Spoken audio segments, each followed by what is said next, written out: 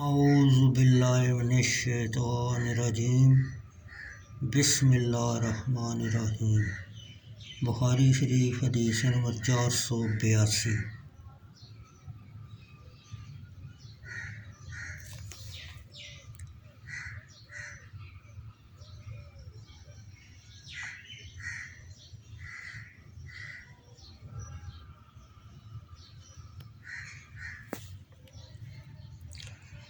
ابو صالح عثمان روایت کرتے ہیں، میں نے حضرت ابو سعید خدری رضی اللہ تعالیٰ عنہ کو جمعہ کے دن کسی چیز کو لوگوں سے سترہ بناتے ہوئے نماز پڑھتے دیکھا، اور ابو معیط کی اولاد میں سے ایک نوجوان ولید بن عقا یا داؤد بن مروان نے آپ کے آگے سے گزرنا چاہا تو حضرت ابو سعید رضی اللہ تعالیٰ عنہ نے اس کے سینے میں ایک گونسا مارا،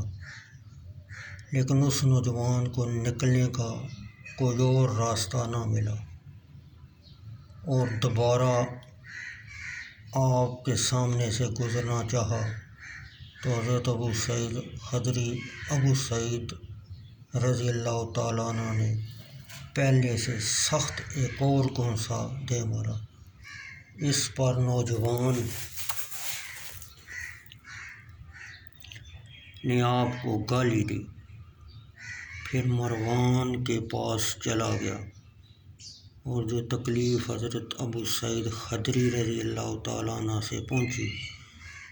اس کی شکایت کی، اور حضرت ابو سعید خدری رضی اللہ تعالیٰ عنہ بھی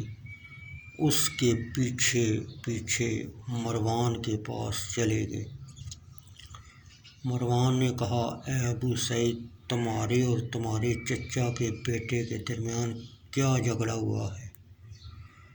یہاں چچا کا بیٹا حقیقی نسبی مراد نہیں بلکہ اخوت اسلامی کے اعتبار سے ہے، کیونکہ وہ نوجوان آپ سے چھوٹا تھا، اس لیے چچا کا بیٹا کہا۔ ابو سعید خدری رضی اللہ تعالیٰ عنہ نے فرمایا، میں نے نبی اکرم صلی اللہ علیہ وسلم کو فرماتے ہوئے سنا ہے، جب تم میں سے کوئی کسی چیز کو ستر بناتے ہوئے نماز پڑھ رہا ہو اور کوئی اس کے آگے سے گزرنا چاہے تو نمازی اس کو روکے، اگر وہ نہ رکے